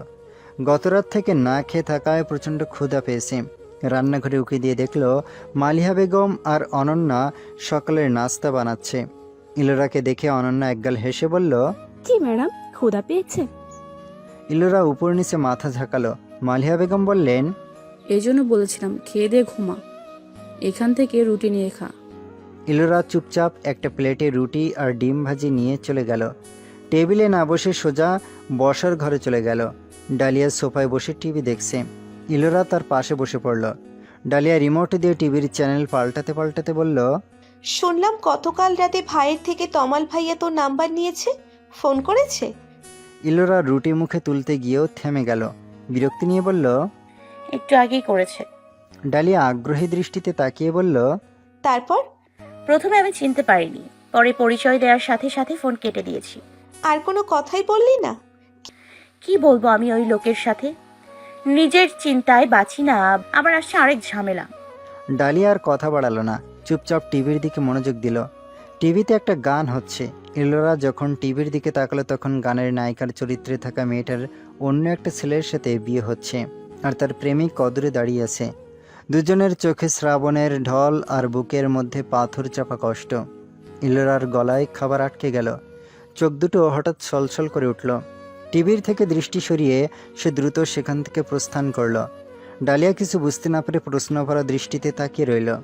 ইলোরা আধ খাওয়া প্লেটটা টেবিলে রেখে পানি খেয়ে রুমে চলে গেল। মিথিলা বিছানা গোছাচ্ছিল। ইলোরার আসার শব্দ পেয়ে ঘাড় ঘুরিয়ে তাকালো। বোনের চোখে পানি দেখে সে ভুরু কুঁচকে ফেলল। সে কোনো প্রশ্ন করার আগে ইলোরা এক ছুটে ব্যালকনিতে গিয়ে দরজা আটকে দিল। মিথিলা হতভম্বের মতো দাঁড়িয়ে রইল। ব্যালকনির দিকে পা বাড়াতেই ডালিয়া রুমে এসে বলল, কি করছিস মিথি? মিথিলা সেই প্রশ্নের উত্তর না দিয়ে বলল, আপি চোখের পানি কেন? বেলকনিতে গিয়ে দরজা আটকে দিল। ডালিয়া ব্যালকনির দরজার দিকে তাকিয়ে একটা দীর্ঘশ্বাস চেপে মেকি হেসে বলল, ওসব কিছু না, বিয়ে করে এবারই ছেড়ে চলে যেতে হবে তো, সেজন্যই কষ্ট হচ্ছে ওর। মিথিলার মনটাও এবার খারাপ হয়ে গেল। ডালিয়া বলল, ওকে ডাকাডাকি করিস না, চল ফুপি খেতে ডাকছে। ডালিয়ার সাথে মিথিলা চলে গেল। ইলোরা ব্যালকনির মেঝেতে বসে দুহাতে মুখ ঢেকে কান আটকানোর চেষ্টা করছে। ঘন ঘন শ্বাস নিয়ে নিজেকে ধাতস্থ করছে। কেন জানি সে একটুও ভরসা পাচ্ছে না। এরেন এত বোঝানোর পরও তার মন গাইছে। বারবার মনে হচ্ছে সব শেষ হয়ে যাবে। বাবা রাজি হয়েছে। এরেন ভার্সিটিতে যাওয়ার জন্য রেডি হচ্ছিল। পেছন থেকে জারিনের উৎফুল্ল কণ্ঠ শুনে ঘুরে দাঁড়ালো। তার চোখে মুখেও আনন্দ ঝলক দিয়ে উঠল। সেও জারিনের মতোই উৎফুল্ল হয়ে বলল, সত্যি বলছিস বুড়ি? কখন, কিভাবে? জারিন ভাব নিয়ে বলল, সম্পূর্ণ ক্রেডিট আমার। আমি বাবার পেছন পেছন ঘ্যান ঘ্যান করে রাজি করিয়েছি। আগামীকাল ভাবির বাবার সাথে কথা বলবে। এখন আমার ঋণ পরিশোধ কর। এরেন ভুরু নাচিয়ে বলল, কি চাই? এখন না, ভেবেচিন্তে জানাবো। আপাতত থ্যাঙ্কস দে। এরেন ব্যাগ কাঁধে ঝুলিয়ে রুম থেকে বেরোতে বেরোতে বলল, থ্যাংক ইউ। বড়সড় একটা দুশ্চিন্তা থেকে এরেন মুক্তি পেয়েছে। এখন ইলোরাকে খবরটা জানালে মেয়েটাও দুশ্চিন্তা মুক্ত হবে। এরেন ভাবল ইলোরাকে এখন ফোন না করে ভার্সিটিতে গিয়েই বলবে। কিন্তু ভার্সিটিতে যাওয়ার পর আজ ইলোরার সাথে কথা বলার কোনো সুযোগই পেল না। পুরোটা সময় সাকিব সাথে ছিল। তারপর ভাবল বাড়ি ফিরে ফোন করবে। বাড়ি ফেরার পর দুপুরে খাবার টেবিলে জাকির জামান আর আন্নি হকের সাথে কিছুক্ষণ কথাও হলো। যা বোঝা গেল জাকির জামান খুব একটা সন্তুষ্ট না, তবে বিয়েতে অমত করছেন না। এরেন তাতেই খুশি। বিকাল 3টার দিকে এরেন ইলোরাকে কল করলো। কয়েকবার রিং হওয়ার পর ইলোরা ফোন রিসিভ করে হ্যালো বলল। এরেন সঙ্গে সঙ্গে বলল, সুখবর আছে মিসেস। ইলোরা কিছুটা আঁচ করতে পেরে বলল, আঙ্কেল রাজি হয়েছে? কাল তোমার বাবার সাথে কথা বলবে। দুদিনের দুশ্চিন্তা থেকে মুক্তি পেয়ে ইলোরা আনন্দিত কণ্ঠে বলল, কিভাবে রাজি হলো? জারিন রাজি করিয়েছে। দয়া করে এখন আর নাওয়া খাওয়া বন্ধ করে বসে থাকবেন না। ইলোরা আবার চিন্তিত কণ্ঠে বলল, আঙ্কেল তো রাজি হলো, কিন্তু আব্বু আর ভাই যদি বিয়ে ভাঙতে না চায়? এ ব্যাপারে এরেনেরও যথেষ্ট সন্দেহ আছে। তবু সে বলল, তারা তোমাকে যথেষ্ট ভালোবাসে। তুমি অন্য কাউকে ভালোবাসা শুনলে হয়তো জোর করে বিয়ে দিবে না। বিশেষ করে সাকিব এতটা নির্দয় হতে পারবে না। আমি এটা বুঝতে পারছি না, তোমার মতামত জানার কোনো প্রয়োজন বোধ করলো না কেন তারা? আমি তো তাদের কোনো সিদ্ধান্তে অমত করি না, সেজন্যই ভেবেছে এ ব্যাপারেও করব না। তাছাড়া তারা তো আমার ভালোই চায়। দেখা যাক কি হয়। ইলোরা কিছু একটা ভেবে মুখ ফুলিয়ে বলল, তুমি আজ সারাদিন পর মাত্র ফোন করলে। সকালে ভেবেছিলাম ভার্সিটিতে গিয়ে তোমাকে খবরটা জানাবো, কিন্তু সেই সুযোগটাই তো পাইনি। মেসেজ করলেই হতো। মেসেজ করলে তোমার এই আনন্দিত কণ্ঠটা শুনতে পেতাম। ইলোরা মুখ ভার করে বলল, আজ ওই লোকটা ফোন করেছিল। এরেন প্রশ্ন করল, কোন লোক? যার সাথে বিয়ে ঠিক হয়েছে। স্বাভাবিক, লোকটা তো আর দোষ নেই, সে তো হবু বউ ভেবেই কথা বলতে চেয়েছে। কি কথা হলো? ইলোরা বিরক্তি নিয়ে বলল, আমি কোনো কথা বলার সুযোগ দেইনি, পরিচয় জেনেই ফোন কেটে দিয়েছি। তুমি আগে আবার কল করেছিলে, আমি ধরিনি। এরেন ছোট একটা দীর্ঘশ্বাস ছেড়ে বলল, ভালো করেছো। দুপুরে খাওয়া হয়েছে? তারপর যেটুকু কথা হলো পুরোটা সময় ইলোরা তাদের বিয়ে নিয়েই বলল। এরেন মুগ্ধ হয়ে শুনল। মেয়েটার দুশ্চিন্তা দূর করতে পেরে তার শান্তি লাগছে। মনে মনে আল্লাহর কাছে চাইল এই সুখটা যেন স্থায়ী হয়। পরদিন সকালে জাকির জামান স্ত্রী আর ছেলে নিয়ে ইলোরাদের বাসায় চলে গেল। দোতলায় ওঠার সময় জাকির জামান বললেন, এবারে ওনাদের নিজস্ব হলে নিচতলা থাকে না কেন? এরেন বলল, নিচতলা ভাড়া দিয়েছে। এইটুকু জায়গা নিয়ে বাড়ি করেছে, তা আবার ভাড়া দেওয়ার কি দরকার? এরেন বেশ বুঝতে পারল বাবা এখনও খুঁজছে। হয়তো ইলোরার বাবা রাজি না হলেই সে খুশি হবে। এরেন আর কোনো কথা না বলে চুপ থাকলো। এরেনের পরিবার হঠাৎ বাসায় আসায় ইলোরার পুরো পরিবার একটু বেশি অবাক হয়েছে। যেখানে এরেনই সহজে আসতে চায় না, সেখানে আজ বাবা মা সহ এলো কি মনে করে, তা আবার কাউকে না জানিয়ে হঠাৎ করে। কেবলমাত্র ইলোরা আর ডালিয়া অবাক হলো না, সাকিব এরেনের পাশে বসে বারবার খোঁচাচ্ছে আর জিজ্ঞেস করছে তারা কি ব্যাপারে এসেছে। এরেন শুধু বলেছে, বাবাই বলবে, অপেক্ষা করো। অনন্যা মেহমানদের জন্য নাস্তা বানিয়ে নিয়ে এলো। সাজিদ হোসেন প্রশ্নভরা দৃষ্টিতে তাকিয়ে বললেন, ভাই আপনারা এসেছেন, খুব খুশি হয়েছি। আপনারা সাথে তো ব্যক্তিগতভাবে তেমন পরিচয় ছিল না আমার। জাকির জামান চায়ের কাপে চুমুক দিয়ে গম্ভীর মুখে বললেন, হ্যাঁ, আসতে হয়েছে, একটা জরুরি দরকারে আপনাদের সাথে একটা ব্যাপার নিয়ে আলোচনা করার খুব প্রয়োজন। সাজিদ হোসেন প্রশ্ন করলেন, কোনো ব্যাপার না। আপনার মেয়ের বিয়ের। জাকির জামানের উত্তর শুনে সাজিদ হোসেন, মালিহা বেগম, সাকিব আর অনন্যা অবাক দৃষ্টিতে তাকিয়ে রইলেন, অর্থাৎ তারা কিছুই বুঝতে পারছেন না। আন্নিহাক বেগম বললেন, ভাই, আপনারা মেয়ের বিয়ে ঠিক করেছেন ঠিকই, কিন্তু একবারও কি জানতে চেয়েছেন মেয়েটা বিয়েতে রাজি কিনা, কিংবা ওর কোনো পছন্দ আছে কিনা? সাকিব বলল, ও আব্বুর সিদ্ধান্তের ওপরে কখনো কোনো কথা বলে না আন্টি, আর ওর কোনো পছন্দ থাকলে সেটা আর কেউ না জানলেও আমি জানতাম, কিন্তু আপনি এসব কেন বলছেন? আন্নি বেগম ছোট একটা দীর্ঘশ্বাস ছেড়ে বললেন, না বাবা, তোমার ধারণা ভুল। তোমার বোন এ বিয়েতে রাজি না, আর তার নিজের পছন্দও আছে। পর্দার আড়ালে দাঁড়ানো ইলোরার বুকটা ধক করে উঠল। না জানি এখন কি বল সবাই হতভম্ব হয়ে আন্নিহাকের মুখের দিকে তাকিয়েছে। এরেন মেঝের দিকে দৃষ্টি রেখে বসে আছে। মালিহা বেগম বললেন, মানে এসব কি বলছেন আপা? আমার এমন হলে আমরা জানবো না, কিন্তু আপনি কিভাবে জানলেন? কারণ আপনার মেয়ে যাকে পছন্দ করে সে আমারই ছেলে। ওরা দুজনেই দুজনকে খুব পছন্দ করে। আন্নিহাকের কথাটা কর্ণগোচর হতেই কক্ষমধ্যের সবাই স্তব্ধ হয়ে গেল। কথাটা তাদের কারোরই ঠিক হজম হলো না। সাকিব বিস্মিত দৃষ্টিতে এরেনের নত মুখের দিকে তাকালো। মিনিট দুয়েক কেউই কোনো কথা মুখে আনতে পারল না। তারপর অনন্যা বলল, এটা কি করে সম্ভব আন্টি? এমনটা হলে আমরা কেউ জানতাম না। আন্নিহক অনন্যার দিকে তাকিয়ে বললেন, এটাই সত্যি মা, ওরা একে অপরকে অনেক দিন ধরে পছন্দ করে। সাজিদ হোসেন আর মালিহা বেগম হতবুদ্ধি হয়ে ফ্যালফ্যাল করে তাকিয়েছেন। জাকির হক বললেন, আপনাদের মতো আমিও অবাক হয়েছিলাম, কিন্তু ছেলে মেয়ের ভালোর কথা ভেবে অন্যায় আবদার নিয়ে আপনার কাছে আসতে হলো। আপনার হুট করে বিয়ে ঠিক করার কারণে ওরা কেউ কিছু বলার সুযোগ পায়নি, আমি গতকাল জেনেছি। এখন কথা হচ্ছে, এটা জেনেও আপনার মেয়েকে অন্য কোথাও বিয়ে দেবেন? মেয়ে তো খুশি না এতে। সাজিদ হোসেন গম্ভীর মুখে বললেন, হঠাৎ করে এমন একটা খবর দিয়েছেন ভাই যে বিয়ে ঠিক হয়ে আছে, তা ভাঙবে কিভাবে? সেটা অবশ্যই আপনার ব্যাপার। হুট করে এভাবে বিয়ে ঠিক করাটা আপনার ভুল সিদ্ধান্ত ছিল। এখন হুট করে আবার বিয়ে না ভাঙলে আপনার মেয়ের অমতে আপনি তাকে বিয়ে দিতে চান? তাছাড়া এতে আমার ছেলের জীবনও জড়িত আছে। ওরা যখন একে অপরকে পছন্দ করে তখন আমাদের উচিত ওদের পছন্দকে সমর্থন করা। আপনার মেয়েকে আমি আমার ছেলের বউ করতে চাই, এবার বাকিটা আপনার সিদ্ধান্ত। সাজিদ হোসেন সিদ্ধান্তহীনতায় ভুগছেন, কি বলবেন কিছুই মাথায় আসছে না। তাদের ভুলটা তারা ঠিকই বুঝতে পারছে, কিন্তু ঠিক হওয়া বিয়ে কিভাবে ভাঙবেন? সাকিব হঠাৎ অনন্যাকে বলল, ইলুকে ডাকো। ইলোরা চমকে উঠল। শুকনো একটা ঢোক গিলে সে হাত কসলাতে লাগলো। অনন্যা এগিয়ে গিয়ে ইলোরার হাত ধরে পর্দার আড়াল থেকে সবার সামনে নিয়ে এলো। ইলোরা মাথা নিচু করে দাঁড়িয়ে রইল, ভয়ে তার শরীর মৃদু কাঁপছে। সাজিদ হোসেন আর আন্নিহক সূক্ষ্ম চোখে ইলোরার মুখের দিকে তাকালেন, ভাবলেন ছেলের পছন্দ খুব একটা খারাপ না। সাকিব এরেনের দিকে তাকিয়ে শান্তস্বরে বলল, এরেন, এসব কি সত্যি? এরেন মুখ তুলে সাকিবের দিকে তাকালো, তারপর দৃষ্টি ফিরিয়ে বড় একটা শ্বাস নিয়ে বলল, হ্যাঁ। সাকিব এবার ইলোরার দিকে তাকিয়ে একই প্রশ্ন করল, ইলু, এসব সত্যি? ইলোরা নত মাথাটা উপর নিচে হালকা ঝাঁকালো। সাকিব শান্ত গম্ভীর মুখে সোফা ছেড়ে উঠে কোনো দিকে না থেকে দ্রুত পায়ে হেঁটে নিজের রুমে গিয়ে দরজা লাগালো। অনন্যা তার পিছন পিছন গিয়ে কয়েকবার দরজা ধাক্কাধাক্কি করেও লাভ হলো না। ইলোরার চোখ পানিতে ভরে গেল।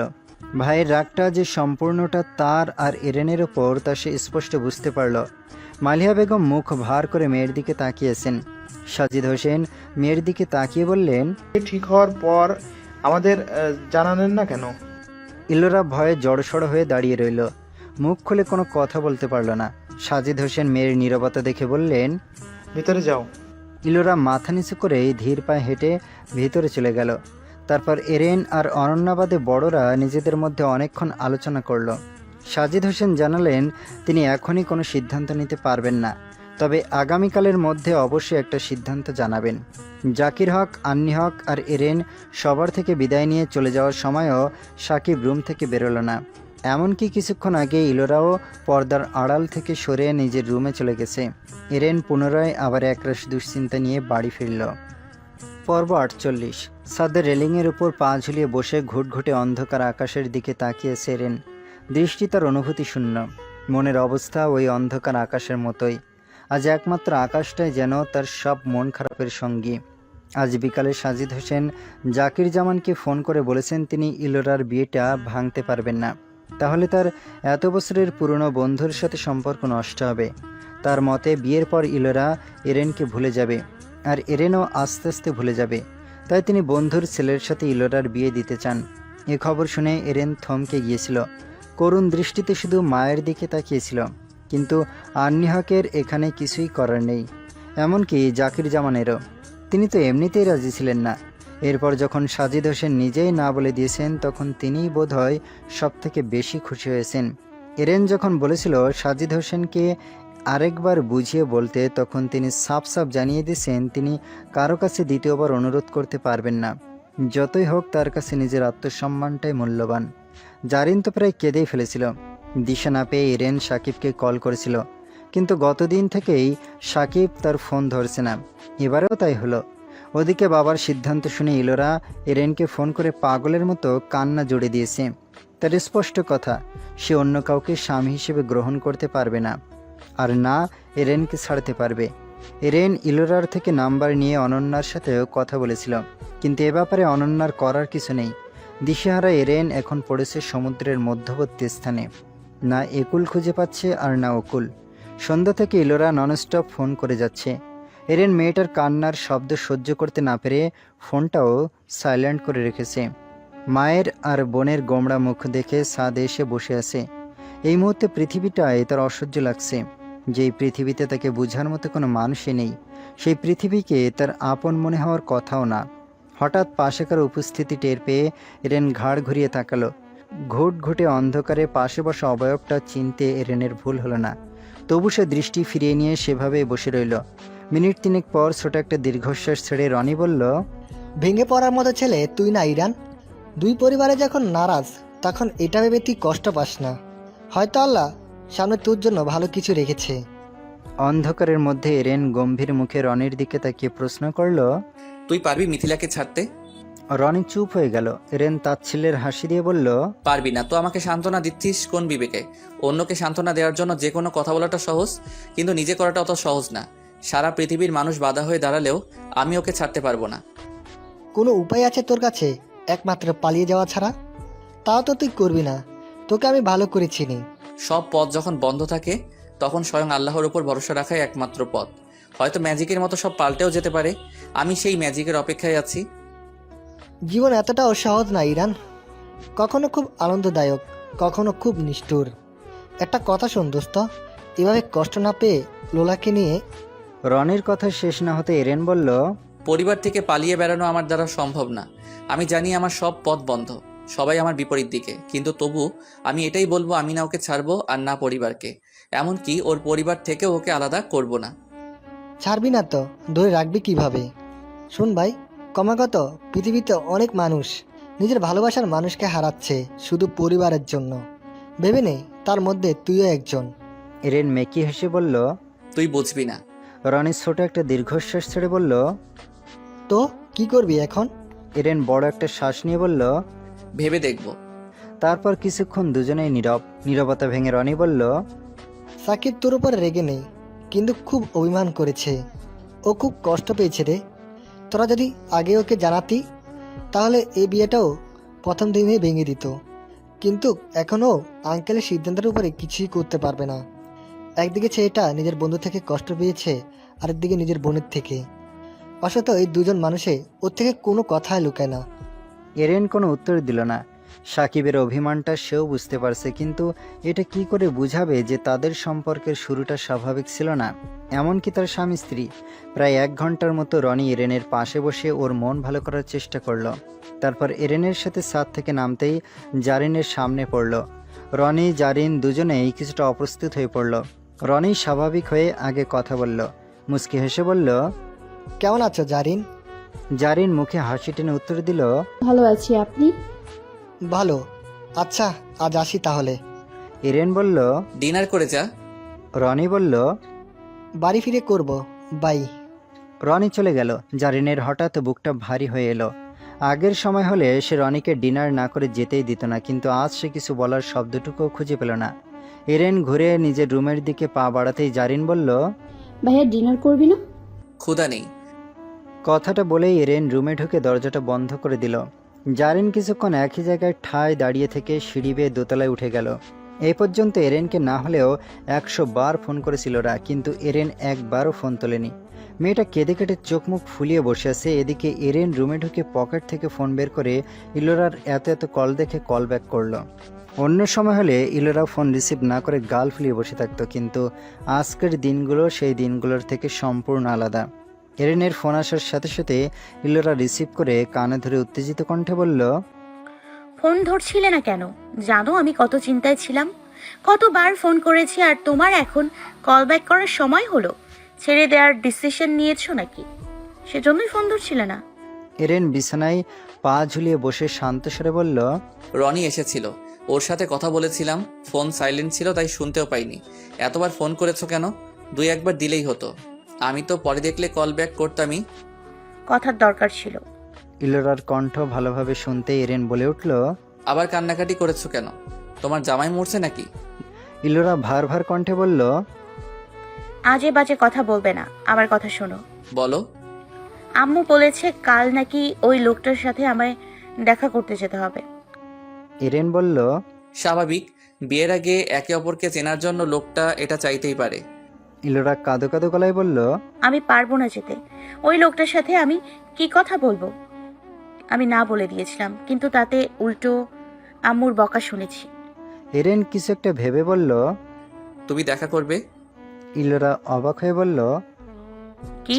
তুমি আমাকে ওই লোকটার সাথে দেখা করতে বলছো? হ্যাঁ করবে, কিন্তু একে অপরকে জানার জন্য না। তুমি লোকটাকে বুঝিয়ে বলবে যে তুমি অন্য কাউকে ভালোবাসো আর বিয়ে করলে তাকেই করবে। বুঝিয়ে বললে আশা করি লোকটা বুঝবে। হবু বউ অন্য একজনকে ভালোবাসে শুনেও নিশ্চয়ই লোকটা চাইবে না তোমাকে বিয়ে করতে।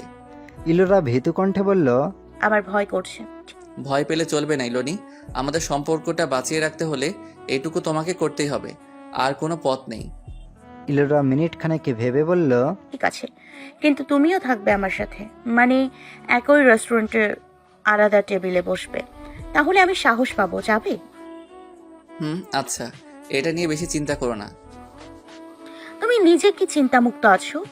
এরেন কোনো উত্তর দিল না, কারণ তার নিজেরই চিন্তায় মাথা ফেটে যাচ্ছে। এরেন কথা ঘুরিয়ে প্রশ্ন করল, খেয়েছো?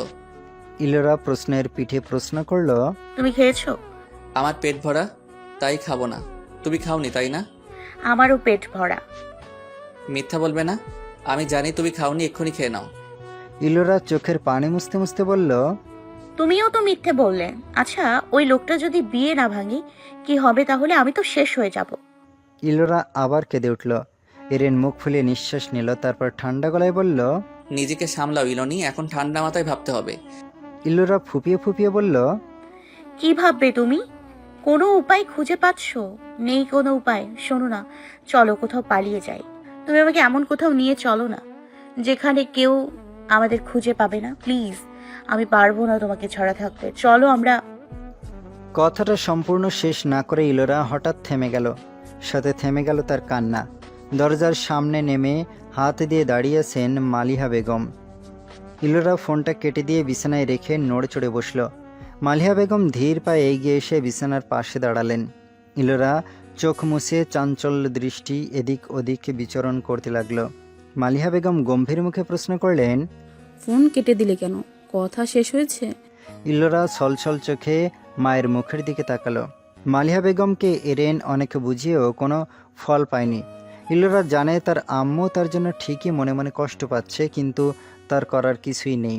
ইলোরা হঠাৎ বিছানা থেকে নেমে হাঁটু গেড়ে বসে মালিহা বেগমের পা জড়িয়ে ধরল, তারপর শব্দ করে কেঁদে উঠে বলল, আম্মু কিছু একটা করো আম্মু, আমি এই বিয়ে করতে পারবো না। আব্বুকে একটু বোঝাও না, আমি কোনোদিনও ভালো থাকতে পারবো না আম্মু। আব্বুকে একবার বোঝাও প্লিজ। মেয়ের এহেন কাণ্ডে মালিহা বেগম থমকে গেলেন। শেষে কিনা প্রেমিকের জন্য তার মেয়ে পায়ে পড়তেও দ্বিধাবোধ করল না।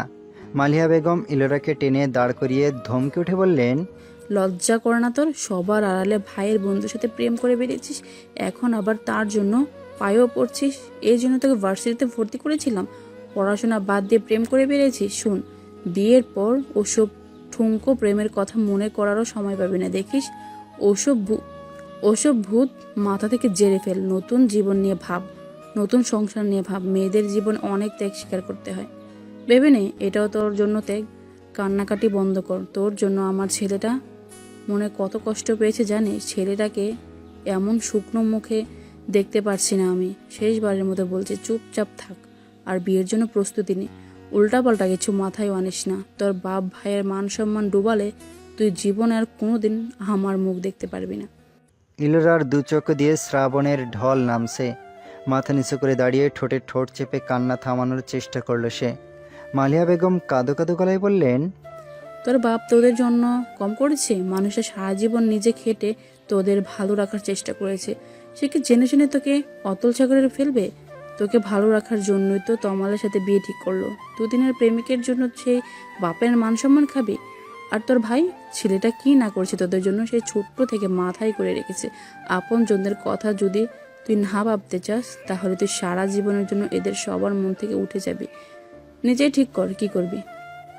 মালিয়া বেগম চোখের কোণে জমে থাকা জলটুকু মুছে গটগট করে হেঁটে রুম থেকে বেরিয়ে গেলেন। মা চলে যাওয়ার পর ইলোরা ধপ করে মেঝেতে বসে পড়ল, দুহাতে মুখ চেপে ধরে ফুপিয়ে উঠল। এই মুহূর্তে তার মস্তিষ্ক ফাঁকা ফাঁকা লাগছে। শুধু এইটুকুই বুঝতে পারছে যে তাকে এখন কাঁদতে হবে, খুব করে কাঁদতে হবে। এই কান্নার সে যদি তার সব মনোকষ্টগুলো ধুয়ে মুছে সাফ হয়ে যেত, তাহলে কতই না ভালো হতো। জীবনটা কত অদ্ভুত। এই তো সেদিন রাতেও সে এরেনের সাথে কথা বলতে গিয়ে নিজের সংসার নিয়ে কত শত স্বপ্ন বুনেছে। এরেনের মুখে কত রোমাঞ্চকর কথা শুনে লজ্জায় লাল হয়ে গেছে। নিজেদের ভবিষ্যৎ নিয়ে এত কিছু ভেবে রেখেছে দুজন, অথচ আজ সেসবের কথা শুধুই কল্পনা মনে হচ্ছে স্বপ্নগুলো সব এক নিমিষেই ভেঙে গুড়িয়ে গেছে। মন বলছে ভালোবাসার মানুষটার কাছ থেকে লক্ষ লক্ষ মাইল দূরে সরে যাচ্ছে সে, এতটাই দূরত্ব যে ফেরার কোনো পথই খোলা নেই। সব পথে এক একটা উঁচু প্রাচীর গড়ে তোলা হয়েছে। এমন একটা পরিস্থিতিতে সে দাঁড়িয়েছে যে না পারছে সে নিজের পরিবারকে ছাড়তে, আর না পারছে ভালোবাসার মানুষটাকে। আজ তার গলা ফাটিয়ে চিৎকার করে কেঁদে বলতে ইচ্ছে করছে, সে আমার দুদিনের প্রেমিক নয়, সে আমার স্বামী। শুনেছো তোমরা? আমি তার অর্ধাঙ্গিনী। স্বামী থাকতে আমি কি করে অন্য একজনকে গ্রহণ করব? পাপ হবে, পাপ। কিন্তু কথাগুলো গলাতেই আটকে রইল। কেউ যেন তার কণ্ঠনালীটা চেপে ধরে রেখেছে। কান্না ছাড়া একটা শব্দ বের করার ক্ষমতা পাচ্ছে না। তার ফাঁকা মস্তিষ্কটা হঠাৎ জানান দিল, পৃথিবীর মানুষগুলো খুব স্বার্থপর। আপন হোক বা পর, জীবনের কোনো না কোনো মুহূর্তে এসে সবাই নিজের স্বার্থপর স্বভাবটা দেখাবে। রেস্টুরেন্টের একটা টেবিল দখল করে বসে আছে তমাল, ইলোরা আর ডালিয়া। পাশেই আরেকটা টেবিলে বসে আছে এরেন। দুই টেবিলেই খাবার সাজানো, কিন্তু কেউই কিছু মুখে তুলতে পারছে না। এসে হতে তমাল একাই কথা বলে চলেছে। ইলোরা আর ডালিয়া মাঝে মাঝে প্রয়োজনে দুই একটা কথা বলছে। এখনও সে আসল কথাটা তুলতেই পারছে না। মূলত তার সাহসে কুলাচ্ছে না। এরেন পাশের টেবিল থেকে বারবার ইশারা করছে আসল কথাটা তোলার জন্য, কিন্তু ইলোরা বলতে গেলেই গলায় আটকে যাচ্ছে। গতরাতের মায়ের বলা কথাগুলো মনে পড়ছে। তমাল বার কয়েক খাবার মুখে তুলতে বললেও ইলোরা আর ডালিয়া কেউই তোলেনি। তমাল হেসে বলল, তোমরা কি কোনো কারণে আপসেট? মানে এসে হতে তেমন কথাও বলছো না আর খাচ্ছও না। ডালিয়া বলল, না ভাইয়া, তেমন কিছু না। তমাল ইলোরার দিকে তাকিয়ে বলল, আমি তো অনেক কথাই বললাম, তোমার কিছু বলার নেই? ইলোরা ভাবলো এটাই সুযোগ, এখনই কথাটা তোলার সময়। ডালিয়াও টেবিলের নিচে দিয়ে ইলোরাকে খোঁচা মারল, অর্থাৎ সেও কথাটা তুলতে বলছে। ইলোরা কিছুটা নড়ে চড়ে বসে গলা ঝাড়ে বলল, হ্যাঁ, আমার খুব জরুরি একটা কথা বলার আছে। তমাল বেশ খুশি হলো, হাস্যোজ্জ্বল মুখে বলল, বলো, কোনো হেজিটেট করো না প্লিজ। ইলোরা একটা শুকনো ঢোক গিলে আর চোখে পাশের টেবিলের দিকে তাকালো। এরেন খাবার নাড়াচাড়া করলেও দৃষ্টি তাদের দিকেই। সধীর আগ্রহে অপেক্ষা করছে কখন ইলোরা কথাটা বলবে। ইলোরা মিনিট খানেক চুপ থেকে নিজেকে সামলে মৃদু কণ্ঠে বলল, আমি আসলে। কথাটা বলতে গিয়েও ইলোরার গলায় আটকে গেল। তমাল বলল, তুমি কি বলো? ইলোরা বড় একটা শ্বাস নিয়ে বলেই ফেলল, আমি অন্য কাউকে ভালোবাসি, তার সাথে আমার রিলেশন চলছে। তমালের মুখ দেখে মনে হলো না সে থমকেছে, তবে কিছুটা হলেও মন খারাপ হয়েছে। ইলোরা আর চোখে তমালের দিকে তাকিয়ে তার মনোভাব বোঝার চেষ্টা করলো। তমাল মিনিট দুয়েক চুপ থেকে স্বাভাবিকভাবেই বলল, বিয়ের আগে অন্য কারোর সাথে রিলেশন থাকাটা খুব একটা আশ্চর্যজনক ব্যাপার না। তা আমারও ছিল, কিন্তু তাই বলে তো আর জীবন থেমে থাকে না। বিয়ের পর সবই ঠিক হয়ে যায়। ডালিয়া নিচু স্বরে বলল, আপনি যেমনটা ভাবছেন তেমনটা না ভাইয়া। ও আসলে যাকে পছন্দ করে তাকে ছেড়ে আপনাকে বিয়ে করতে চাইছে না। তমাল ভুরুজোড়া কুঞ্চিত করে বলল, তাহলে বিয়েতে রাজি হলো কেন? কেউ ওর মতামত জানতে চায়নি। ফোপা আর ভাইয়ের উপরে ওর কথা বলার সাহসও হয়নি। এটা কেমন কথা? তো এখন কেন জানাচ্ছে না? সবাই জেনে গেছে, কিন্তু তবু কেউ বিয়েটা ভাঙতে চাইছে না। তমালের কপালে চিন্তার ভাঁজ পড়ল। সে ইলোরার দিকে তাকিয়ে প্রশ্ন করল, তাহলে আমাকে এখন এসব কথা বলতেছো কেন? ইলোরা আমতা আমতা করে বলল, আপনি যদি সবাইকে বলেন আমাকে আপনার পছন্দ হয়নি, তাহলে হয়তো বিয়েটা আটকানো সম্ভব। তমাল মৃদু হেসে বলল, জীবনে প্রথম দেখলাম হবু বউ এসে বউকে বিয়ে ভাঙার কথা বলছে। যাই হোক, তোমার কথাটা কোনো কাজে আসবে না, কারণ আমি অলরেডি জানিয়ে দিয়েছি তোমাকে আমার পছন্দ হয়েছে। ইলোরার মুখটা চুপসে গেল। ডালিয়া বলল, তখন তো আর আপনি ওর সাথে সরাসরি কথা বলেননি। আজ বলবেন যে ওর সাথে কথা বলার পর ওকে আপনার একদম ভালো লাগেনি। তাহলে হয়তো সবাই বিশ্বাস করবে। আপনার পরিবার থেকে না বলে দিলে ফুপা আর এগোতে পারবে না। তমাল বলল, দেখো মিস, আঙ্কেল সব কিছু জেনেও যেহেতু বিয়েটা ভাঙতে চাইছে না, তখন নিশ্চয়ই ওই ছেলেটাকে তার পছন্দ নয়, কিংবা অন্য কোনো কারণ অবশ্যই আছে। ইতিমধ্যে আমি আমার বোনকে মেসেজ করে দিয়েছি যে ইলোরার সাথে কথা বলে আমার ওকে ভালো লেগেছে। ডালিয়া হতাশ দৃষ্টিতে ইলোরার দিকে তাকালো। ইলোরা অনুরোধের সুরে বলল, আপনি কিছু একটা বলে বিয়েটা আটকান প্লিজ। আমি আপনার সাথে ভালো থাকতে পারবো না। শুধু শুধু তিনটা জীবন নষ্ট হবে। আপনি কি চান না আপনার স্ত্রীকে নিয়ে ভালো থাকতে? তমাল হেসে বলল, তোমার বয়ফ্রেন্ড কিছু করছে না কেন? ইলোরা মুখ ফুলিয়ে জবাব দিল, করেছে, কিন্তু লাভ হয়নি। আপনার কাছে রিকোয়েস্ট করছি প্লিজ এই বিয়েটা আটকান। আমার কাছে অন্য কোনো অপশন ছিল না, তাই আপনার কাছে রিকোয়েস্ট করছি। সরি টু সে, তোমাদের কাছে যেমন অন্য কোনো অপশন নেই, আমার কাছেও তেমন অন্য কোনো অপশন নেই। তমালের কথা ইলোরা আর ডালিয়া অবাক হয়ে তাকিয়ে রইল। ইলোরা মৃদু কণ্ঠে বলল, মানে আমার পুরো পরিবার চাইছে এই বিয়েটা হোক। ইভেন্ট তারা অনেক খুশি এটা নিয়ে। বিয়েটা ভেঙে আমি তাদের খুশিটা কেড়ে নিতে পারবো না। তাছাড়া আমি বাবাকে কথা দিয়েছি যে খুশি মনে বিয়েটা করব। ইলোরা আর চোখে এরেনের দিকে তাকালো। এরেনও কপাল কুঁচকে তমালের দিকে তাকিয়ে আছে। ইলোরা বলল, আর আমার খুশি? আমি তো খুশি না এই বিয়েটা নিয়ে। তমাল একইভাবে বলল, এসব তেমন কোনো বিষয় না। তোমার মতো এমন কত শত মেয়ে বিয়েতে খুশি থাকে না, কিন্তু পরে সব ঠিক হয়ে যায়।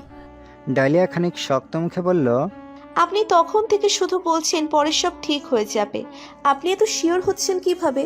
পরে তো আরো ঝামেলা হতে পারে তখন।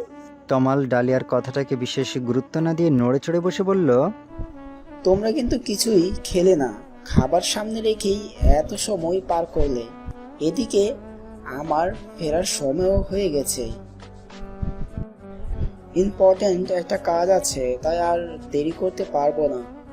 তোমরাও খাও প্লিজ, আমি তোমাদের পৌঁছে দিয়ে চলে যাব। ইলোরা আর ডালিয়া বিস্ময় নিয়ে একে অপরের মুখ চাঁচই করল। পাশের টেবিল থেকে এরেনও সরু দৃষ্টিতে তাকিয়ে আছে। ইলোরা বলল, আমাদের কথা তো এখনো শেষ হয়নি। তমাল বলল, আমার শেষ হয়ে গেছে। তোমাদের পৌঁছে দিতে হবে নাকি নিজেরাই চলে যাবে? ডালিয়া বলল, আমরা নিজেরা এসেছি, নিজেরা যেতেও পারবো। আপনি প্লিজ কিছু বলুন। না বলবেন তো? তমাল টেবিল ছেড়ে উঠে দাঁড়িয়ে হাসি মুখে বলল, বিয়েটা যেদিন হওয়ার কথা ওই দিনই হবে মিস। আসছি, আল্লাহ হাফেজ। তমাল আর এক মুহূর্ত সেখানে দাঁড়ালো না। লম্বা লম্বা পা ফেলে রেস্টুরেন্ট থেকে বেরিয়ে গেল। ইলোরা, ডালিয়া আর এরেন হাঁ করে লোকটার চলে যাওয়া দেখল। সবার বিস্ময়ে আকাশচুম্বী। এত কথা বলার পরও লোকটা বিয়ে ভাঙবে না। এই লোকের জায়গায় অন্য কেউ হলে তো কথাগুলো শুনতে দেরি হলেও বিয়ে ভাঙতে দেরি হতো না। এরেন নিজের টেবিল ছেড়ে উঠে এসে ইলোরাদের টেবিলে বসে পড়ল। ইলোরা অসহায় মুখে এরেনের দিকে তাকালো। এরেন বিরক্তি নিয়ে বলল, এ তো দেখি উন্নত মানের ঘাটতেরা, পুরো হাইব্রিড জাতের ঘাটতেরা। বিয়ের পর যদি শোনে বউ পরকিয়া করছে তাতেও বোধহয় এর কিছু যাবে আসবে না। ইডিয়েট। ডালিয়া ফিক করে হেসে উঠে বলল, মানুষ আবার হাইব্রিড ভাতের খাড়তারা হয় কিভাবে ভাইয়া? ইলোরা সজোরে এক থাপ্পড় বসালো ডালিয়ার বাহুতে। মুখ ফুলিয়ে বলল, আমি চিন্তায় মরছি আর তুই হাসছিস। ডালিয়া এক আঙুল দিয়ে নিজের ঠোঁট চেপে ধরল। এরেন মুখ দিয়ে ফুস করে একটা বিরক্তিকর শব্দ করে বলল, এই ছেলেকে দিয়েও কিচ্ছু হবে না। দূর, কেউ তো দেখছি কোনো ওয়েই রাখছে না। ইলোরা মুখ কালো করে বলল, কি করব আমরা এখন? এরেন কপালে এক আঙুল ঘষে বলল, সাকিব ছাড়া আর কোনো অপশন দেখছি না। ইলোরা চিন্তিত কণ্ঠে বলল, কিন্তু ভাই তো তোমার সাথে দেখাও করছে না, ফোনও ধরছে না, ওই দিনের পর থেকে আমার সাথেও কথা বলছে না। তাহলে কাল ভার্সিটিতে গেলে তো দেখা হবেই, তখন কথা বলবো। দেখি কাল পর্যন্ত অপেক্ষা করে। ডালিয়া বলল, ভাইয়ের তো এখন আর কিছুই করার নেই। ফুপার ওপর এসে আর কি বলবে? আমার মনে হয় এতেও লাভ হবে না। এরেন বলল, বুঝতে পারছি ডালিয়া, কিন্তু তবু শেষ চেষ্টাটা করতে হবে। আমি জানি সাকিব চাই ওর বোন ভালো থাকুক, অভিমান করে আছে বলে চুপ আছে। ইলোরা কাঁদো কাঁদো মুখ করে বলল, যাই হোক, আমি কিন্তু বিয়ে করব না। এরেন বলল, এখানেও ইমোশনাল হয়ে পড়ো না প্লিজ, বলছি তো আমি সামনে নেব। তিনজন বেশ কিছুক্ষণ কথা বলার পর রেস্টুরেন্টে থেকে বেরিয়ে এলো। কারোরই কিছু খাওয়া হলো না। এরেন একটা ট্যাক্সি ডেকে ইলোরা আর ডালিয়াকে নিয়ে উঠে বসলো। ইলোরাদের বাড়ির থেকে কিছু দূর ট্যাক্সি থামিয়ে ইলোরা আর ডালিয়া নেমে পড়ল। এরেনের থেকে বিদায় নিয়ে শুকনো মুখে তারা বাড়ির দিকে রওনা দিল। এরেনও দীর্ঘশ্বাস ফেলে ট্যাক্সি নিয়ে বাড়ির উদ্দেশ্যে রওনা দিল। সন্ধ্যা 8টার মধ্যেই খবর এলো বিয়ের তারিখ এগিয়ে 2 দিন পরে দেওয়া হয়েছে। তমালের বাবা নাকি সাজিদ হোসেনের সাথে কথা বলে এই সিদ্ধান্ত জানিয়েছেন। ডালিয়ার মুখে খবরটা শুনে ইলোরা চোখে অন্ধকার দেখল। সঙ্গে সঙ্গে কিছু না ভেবেই সে ছুটে গেল সাকিবের রুমে। সাকিব তখন বাইরে যাওয়ার জন্য রেডি হচ্ছিল। অনন্যা তার পাশেই দাঁড়ানো ছিল। ইলোরা রুমের দরজায় এসে দাঁড়াতেই অনন্যার চোখে পড়ে গেল। অনন্যা হাসি মুখে বলল, ইলো, কিছু বলবি? ভেতরে আয়। ইলোরা একবার সাকিবের দিকে তাকালো। সাকিব তার উপস্থিতি টের পেয়েও একবারও ফিরে তাকালো না। ইলোরা এক পা দুপা করে ভেতরে ঢুকলো। সাকিবের ঠিক পিছনে দাঁড়িয়ে ঢোক গিলে ডাকলো, ভাই। সাকিব সঙ্গে সঙ্গে তাড়া দেখিয়ে বলল, অনু, আমার ওয়ালেট কোথায়? অনন্যা এগিয়ে গিয়ে সাকিবের ওয়ালেট বের করে হাতে দিল। সাকিব ওয়ালেটটা হাতে নিয়ে ঘুরে দাঁড়িয়ে দরজার দিকে পা বাড়ালো। ইলোরা হন্তদন্ত হয়ে এগিয়ে গিয়ে সাকিবের পথ রোধ করে দাঁড়ালো। ধরা গলায় বলল, ভাই প্লিজ এভাবে মুখ ঘুরিয়ে থেকো না, আর তোমার সাথে আমার কথা। এটুকু বলতে ইলোরার হাতের মুঠোয় ফোনটা সশব্দে বেজে উঠল। ইলোরা সাকিবের থেকে চোখ সরিয়ে ফোনটার দিকে তাকালো। সাকিবও ফোনের দিকে তাকাতেই স্ক্রিনে এরেনের নামটা স্পষ্ট চোখে পড়ল। ইলোরা দ্রুত ফোনটা কেটে দিয়ে পুনরায় সাকিবের দিকে তাকাতেই সাকিব অনন্যার দিকে তাকিয়ে বলল, অনু, আম্মুকে বলো তার মেয়ের ফোনটা বিয়ে অবধি নিজের কাছে আমানত রাখতে। কথাটা বলেই সাকিব দ্রুত পায়ে হেঁটে চলে গেল। ইলোরা কয়েকবার পিছু ডাকলেও সে পিছু ফিরে তাকালো না। ইলোরার বুকটা ভার হয়ে এলো। ছোটবেলা থেকে যে ভাইয়ের ছায়ায় সে বড় হয়েছে, আজ তার মুখ ফিরিয়ে নেওয়াটা সে সহ্য করতে পারছে না। তার ভাইটা তাকে ঠিক কতটা ভালোবাসে সে ব্যাপারে সে অবগত। এটুকুতেই যে এতটা কষ্ট পেয়েছে, বিয়ের কথা শুনলে তার কি অবস্থা হবে ভেবে ইলোরা ভয়ে বিয়ের কথা তুলতে পারছে না। তার ভয়ের কাছে হার মেনে এরেনও মুখ খুলতে পারছে না, কারণ সে চায় না ইলোরাকে তার পরিবার ভুল বুঝে দূরে সরিয়ে দিক বা তার পরিবারের সাথে তার সম্পর্ক খারাপ হোক। ইলোরা দু চোখের পানি ছেড়ে দিল। অনন্যা এগিয়ে এসে ইলোরার কাঁধে হাত রেখে বলল, মানুষটা খুব কষ্ট পেয়েছে রে ইলো। ও নিজেও চাইছে না তোর মতে অন্য কারোর সাথে তোর বিয়ে হোক, কিন্তু ফুফার উপরে কথাও বলতে পারছে না। আর বলবেই বাকি, তুই আর এরেন ভাইয়া সত্যি কাজটা ঠিক করিসনি। এভাবে লুকিয়ে চড়িয়ে রিলেশনের কোনো প্রয়োজন ছিল না। বরং সবাই ব্যাপারটা জানলে আজ এই সিচুয়েশন তৈরি হতো না। যাই হোক, বিয়েটা যখন ঠিক হয়ে গেছে তখন আর কান্নাকাটি করিস না বোন। জানি কষ্ট হবে, তবু বলছি এরেন ভাইয়াকে ভুলে যাওয়ার চেষ্টা কর। যার সাথে নতুন জীবন শুরু করতে চলেছিস তাকে নিয়ে ভাব। ইলোরা আর এক মুহূর্ত দাঁড়ালো না। ঠোঁটে ঠোঁট চেপে এক ছুটে সেখান থেকে নিজের রুমে চলে এলো। বিছানায় পড়ে বালিশে মুখ গুজে ফুপিয়ে কেঁদে উঠল। ডালিয়া আর মিথিলা পড়ার টেবিলে বসেছিল। ইলোরার কাণ্ড দেখে তারা মুখ চাঁচই করল। ডালিয়া এগিয়ে গিয়ে ইলোরাকে বোঝানোর চেষ্টা করলো। আর মিথিলা ছুটে গিয়ে মায়ের কাছে বলল যে ইলোরা খুব কাঁদছে। ইতোমধ্যে অনন্যা সে আলিয়া বেগমকে বলেও গেছে সাকিব ইলোরার ফোন সরিয়ে নিতে বলেছে। আলিয়া বেগম মিথিলাকে নিয়ে ইলোরার রুমে এলেন। মিথিলা ভেবেছিল তার মা হয়তো বোনের কান্না থামাতে পারবে, কিন্তু পরবর্তীতে মায়ের কাণ্ড দেখে বেচারি নিজেকেই নিজে বকতে লাগলো। কারণ আলিয়া বেগম রুমে ঢুকে ইলোরার ফোনটা নিজের মুঠোয় নিয়ে নিয়েছেন। ইলোরা মাকে দেখে উঠে বসে গতরাতের মতো আবারও সেই একই অনুরোধ করতে লাগলো। বিয়েটা সে করতে পারবে না বলার সাথে সাথে এবার মালিহা বেগম সজোরে এক থাপ্পড় বসালেন ইলোরার গালে। সঙ্গে সঙ্গে ইলোরা থম মেরে গেল, কারণ জ্ঞান হওয়ার পর এই প্রথম তার মা তার গায়ে হাত তুলেছেন। মিথিলা আর ডালিয়াও অবাক হয়ে তাকিয়ে রইল। মালিহা বেগম ছলছল চোখে ধরা গলায় বললেন,